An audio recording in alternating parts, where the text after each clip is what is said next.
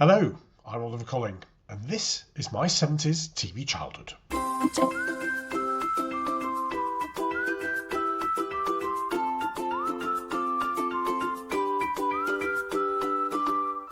Hello, and welcome back to my 70s TV childhood. We are a podcast which is aimed at celebrating what it was like to grow up in 1970s Britain as a child, and the important role that television played in our and our families' lives back then. If you're joining us for the first time, welcome to the podcast. And if you're a returning listener, it's great to have you back. We're now in our 7th season and have released more than 200 episodes. A milestone that feels, well, a bit surreal really, since it only seems like yesterday when we started revisiting the 1970s. To date, we have listeners from 151 countries who've tuned in, which is quite incredible, and our audience spans around 6,000 towns and cities around the globe. How did we reach this point? Well, it's largely thanks to the loyalty and support of our listeners. I am deeply touched by how many of you not only listen but also engage with us, and your comments and suggestions mean the world to me. If you contacted me recently and haven't received a reply yet, my sincere apologies. I'm quite busy with the day job, but I know I do owe some of you responses. Recently, someone asked me, yet again, if we ever think we'll run out of ideas for this podcast, and honestly, our list of potential topics feels almost endless, especially since you keep suggesting new subjects for us to cover.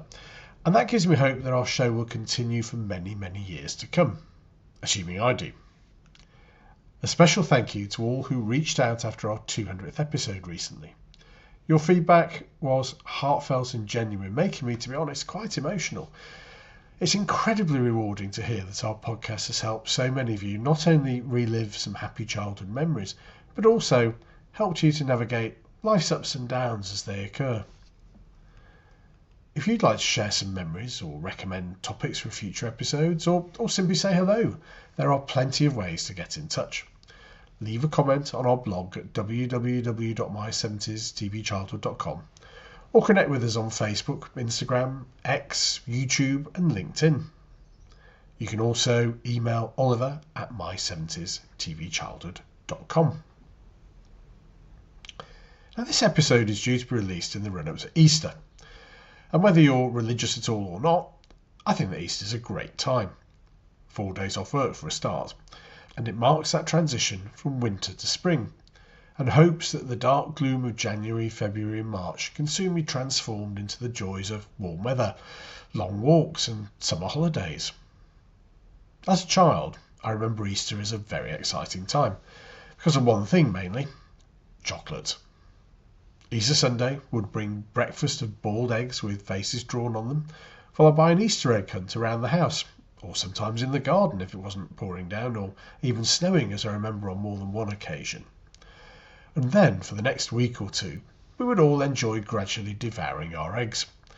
My favourites, I think, were Cadbury's dairy milk eggs, preferably with chocolate buttons inside.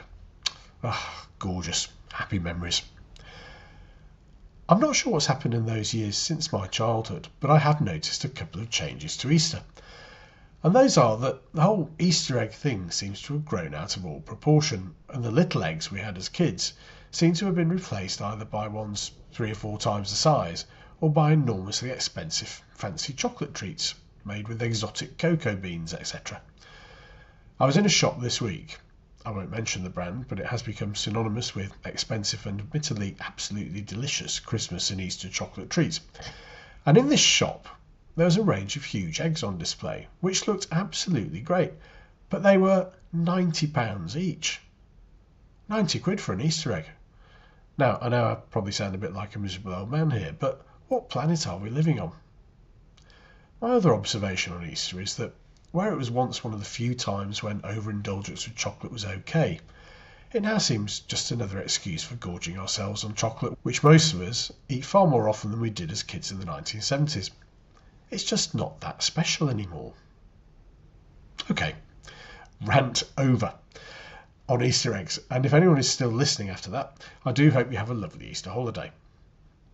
Now, on a slightly different subject, I read about a recent scientific study on dogs and their owners in the newspaper last week, which suggested that some of the newer crossbreeds of dogs, like Labradoodles, Golden Doodles and Pot Noodles, oh no, that's something else entirely, isn't it?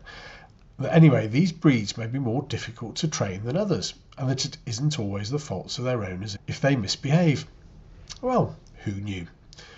And so that means I need to apologise to all of the owners of the dogs who run up to me as I'm out for a walk and try and knock me over, whilst the owners are shouting, "Oh, Charlie, stop it."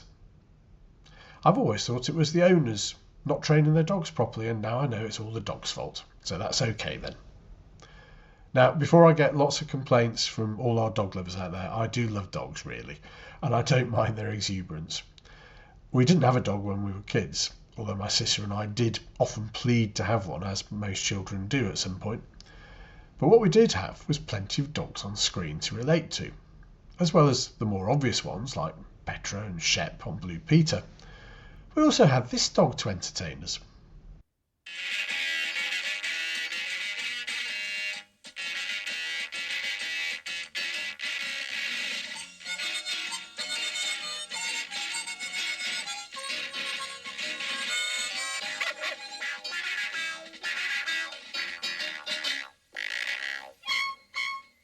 We've spoken in a number of previous episodes of the podcast about that rather magic 5-minute slot on BBC Children's TV just before the news came on, and so many of the 5-minute marvels that were shown there have become classics, adored by us decades later. I'm thinking about the likes of Parsley the Lion, Paddington and The Magic Roundabout. But in October 1974, a wobbly green dog made his screen debut in an episode called Rhubarb and the Spike. Rhubarb lived in a house with a very sunny garden, with trees and bees and bone holes and things that sniffed good and things that bounced, and he enjoyed the way things were. For most of his life, Rhubarb had been eating chairs and shoes and holes in carpets and even the trees. But try as he might, he couldn't eat the rubber bands. All the birds in the garden ate rubber bands, but every time Rhubarb went out to ask them how they found them, they would just jump into the sky and float about.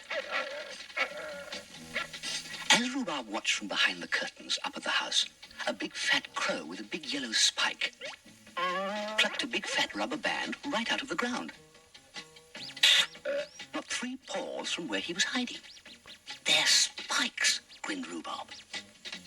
"They stick their spikes into the ground and pull out the rubber bands. Now, why didn't you think of that?"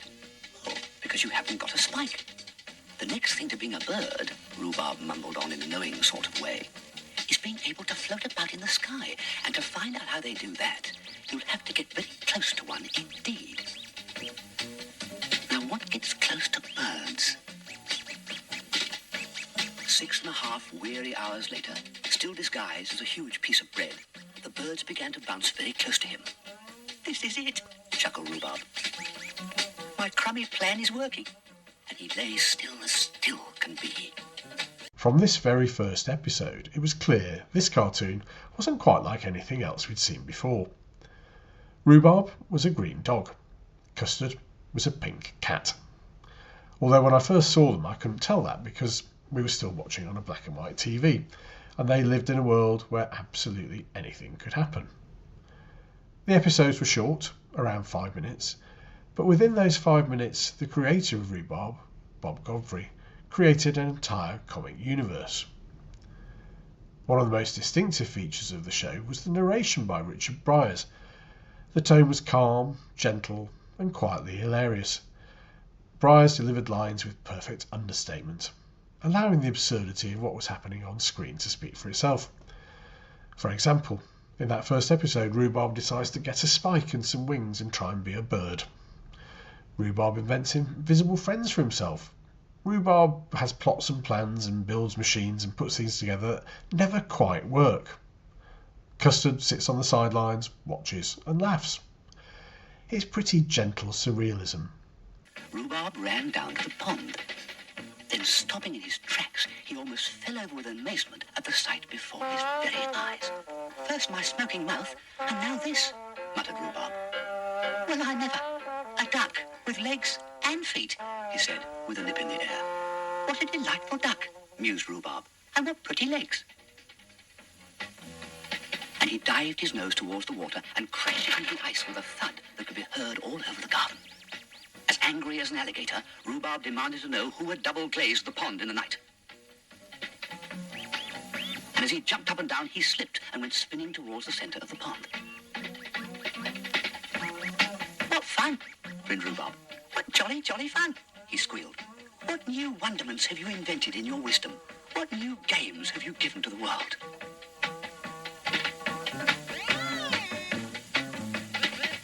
Rhubarb rumbled on as he tied a couple of bones to his athlete's feet and announced to the world he'd invented golf.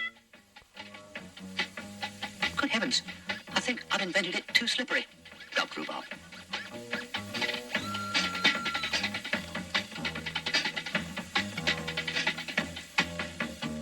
Gaining confidence and humming the scraper's waltz, Rhubarb was as happy as the day. And he noticed that all the birds were squeaking the scraper's waltz. And Cowardly Custard, the big fat cat, was screeching the scraper's waltz. And all in all, the whole thing sounded beautiful.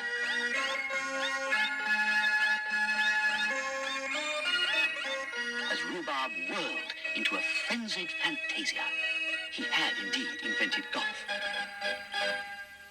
As the sun rose warmly into the morning sky, Rhubarb golfed on, and the garden orchestra hummed and buzzed its way to the finale as Rhubarb spun round faster and faster. The sun smiled, the icicles melted, and the double glazing creaked. Crunch went the double glazing, and pladonk went Rhubarb as he splashed into the water.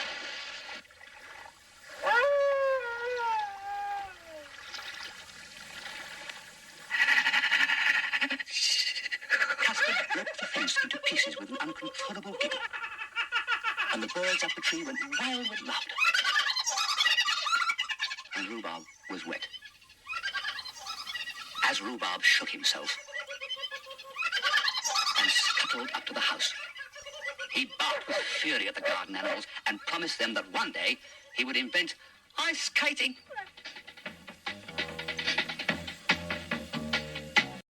Very British and very funny. But what about Bob Godfrey, the man behind Rhubarb? What's his story?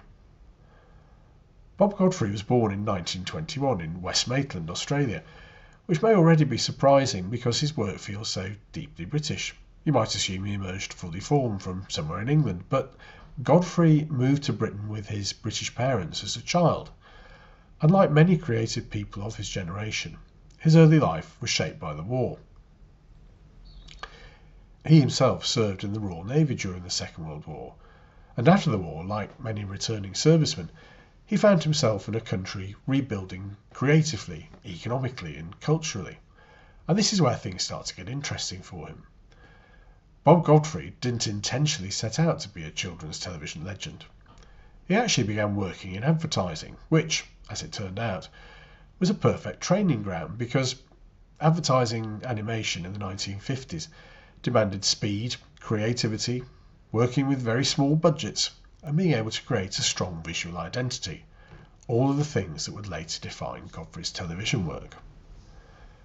He co-founded Biographic Films in the 1950s and later Bob Godfrey Films in London, and during this time he developed his signature style. Loose line drawings, minimal animation, bold colours and surreal humour. To me, his work often felt like doodles that had somehow come to life, which I guess in many ways they were. Compared to the polished animation coming from big studios like Disney, Godfrey embraced imperfection, but not in a cheap way like some of the Hanna-Barbera cartoons at the time, which used to reuse the same scenes again and again. There was a unique style in creating his cartoons which looked imperfect. The lines wobbled, the characters vibrated. Backgrounds were minimalistic with few bright strokes of colour. But instead of looking cheap, it looked charming, quite human, quite alive. And children like me, and I suspect many of you listening, responded to that authenticity. But this authenticity didn't come from a lack of budget or laziness. It was deliberate.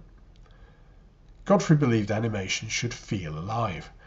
He often used what's known as boiling lines in the animation trade, I'm reliably informed, which are drawings that slightly change from frame to frame. This creates movement even when the characters are standing still, and it gave Rhubarb its distinctive, wobbly, handmade feel. To understand Bob Godfrey's success, we need to just understand a bit more about British television for children in the 1970s, something we come back often to in this podcast. This was an era of limited budgets, but an era of enormous creativity. The BBC and ITV weren't trying to compete with Hollywood animations. Well, they couldn't because budgets were so tight. Just look at how many imported programmes we used to watch and how often they were repeated, again and again and again. So instead, they did something better. They found simple, innovative ways of telling stories. Narration, character, and finding a way to get us children to use our imaginations. So putting it into context, other shows from that time included things like Fingerbobs, Ivor the Engine, or the remake of Ivor the Engine, Camberwick Green and The Clangers. They were shows that often moved slowly, quietly, and gently, but stayed with generations of viewers in their memories for decades. Bob Godfrey's work fitted perfectly into this world, but also stood out because his humour had an edge, a slightly anarchic, mischievous quality. His ideas for the show were turned into sharp, witty and memorable scripts by George Carveley, and there was a bit more energy than the laid-back and possibly drug-influenced Fingerbobs, for example, but there was the same simplicity in storytelling which resonated with viewers. Which brings us back to 1974 and that scruffy little green dog. So what of the main characters in the show? Rhubarb himself was curious, optimistic, and quite often ridiculous. Custard, the pink cat, was competitive and slightly smug, and their rivalry drove much of the humour. But in spite of that, it was never mean-spirited, just mildly mischievous. There were great supporting scenes from the birds and some of the other local animals, but the real magic came from that simplicity we were talking about earlier. 2 characters, 1 field, infinite imagination. Rhubarb succeeded because it respected children. It didn't shout, it didn't rush, it allowed quiet humour to breathe, and importantly, it trusted our imaginations. A child watching Rhubarb could easily continue the story afterwards, and I'm sure many of us did. In a way, Rhubarb felt a bit like a doodle you might draw yourself when you're a bit bored at school, and Bob Godfrey captured that kind of attitude perfectly. Rhubarb was insanely popular, and it still makes me smile whenever I hear that signature tune. Rhubarb is rather like many of the dogs I meet out walking, in his boundless enthusiasm and misplaced confidence in his own abilities. Custard is a bit like my cats, who watch on and find our human mistakes and efforts strangely hilarious.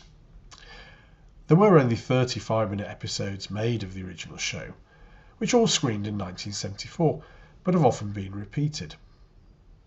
A reboot was produced for Channel 5 in 2005, but rather oddly, they didn't include Bob Godfrey, and I think it showed in the end result.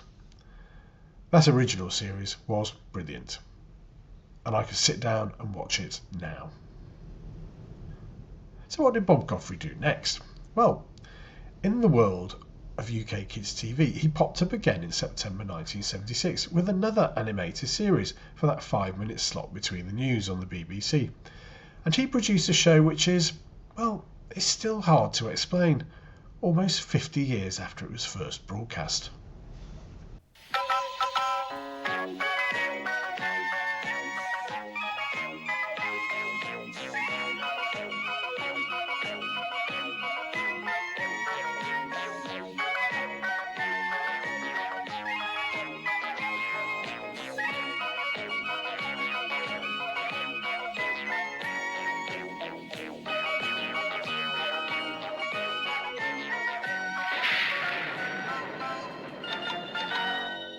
What can we say about Noah and Nelly in the Skylark?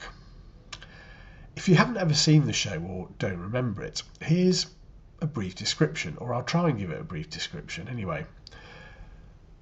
Noah and Nelly was cheerful chaos and followed Noah and his wife Nelly as they travelled around the world in a flying ark. That's right, a flying ark, powered mainly by large balloons. I suppose there's some vague connection to the biblical Noah's Ark, but Rhubarb's scriptwriter George Carvel's surreal interpretation involves two-headed talking animals, a bit like the push-me-pull-yous in Dr. Dolittle. Every animal features a cheerful, upbeat face on one end and a gloomy, downcast face on the other. The Skylark itself, shaped like a longship, sports figureheads at both ends, one grinning and one scowling. And despite having only a single creature per species, they're spoken of in the plural form, such as Brian the Lions and Rose the Elephants. Like Rhubarb before, British actor Richard Briers delivers most of the narration, but co-narrator Peter Hawkins gives each animal its own distinctive and fitting voice. Each episode of the story unfolds in a similar way. Captain Nutty Noah consults his map, which is blank apart from a compass in the top right-hand corner, and randomly chooses a location to visit. The Skylark then travels to its destination, sometimes by balloon, sometimes on wheels, and then occasionally underwater with snorkeling figureheads, or even, shock horror, by sea as a ship. Upon arrival, the crew encounters unusual inhabitants, such as in one episode they came across an island inhabited by talking television sets who face problems they can't resolve, like being stuck airing news bulletins repeatedly and becoming very bored television sets. The animals sometimes pitch in, but it's generally Noah's wife Nelly who saves the day with her knitting talents. She crafts machines from wool, ranging from drilling rigs to crash helmets, and her supply seems endless, though she occasionally has to unravel the ship's sails when she runs out. And that's about it, really. Once again, there were 30 episodes made of the show, but it's been rarely repeated since. There is some speculation that some of the depictions of foreigners in the episodes were a bit stereotypical, but I have to say it's far too long ago for me to either remember, or to pass judgment, or actually to care. All I do remember is that it was completely bonkers and lots of fun to watch. Bob Godfrey's influence on British animation is enormous. He helped prove that animation doesn't need massive budgets and that creativity can produce stunning results. He also taught at the Royal College of Art, where he influenced generations of animators. His students included people who would later shape British animation for decades, and animators like Nick Park claim to have been inspired by his work. Godfrey also won an Academy Award in 1975 for his animated film Great, which told the story of Isambard Kingdom Brunel. I remember seeing that at the cinema. What an amazing talent. Bob Godfrey passed away in 2013, aged 91, but his work remains. Rhubarb still charms and raises a smile, and Noah and Nelly, or memories of Noah and Nelly, still baffle and delight in equal measure, and his influence can still be seen in modern British animation. There's something very comforting about Bob Godfrey's work. It's handmade, imperfect, playful, and really very British. So next time you see a dog running around, madly chasing its tail or barking wildly, just remember that scruffy green dog and his friend the purple cat. Do you have happy memories of Bob Godfrey's cartoons? Have you got any ideas as to what Noah and Nelly was really about? And did you love Rhubarb? If so, then do get in touch via one of the methods I mentioned earlier, which are also included in the show notes. You can also email me, oliver@my70stvchildhood.com. That's all for now. We will be back next week with our next 70s TV trivia quiz, and in a fortnight with our next regular podcast. Until then, thanks for listening. Take care. Be nice to boisterous dogs who jump up at you when you're out and about. And join us again soon for more from My 70s TV Childhood.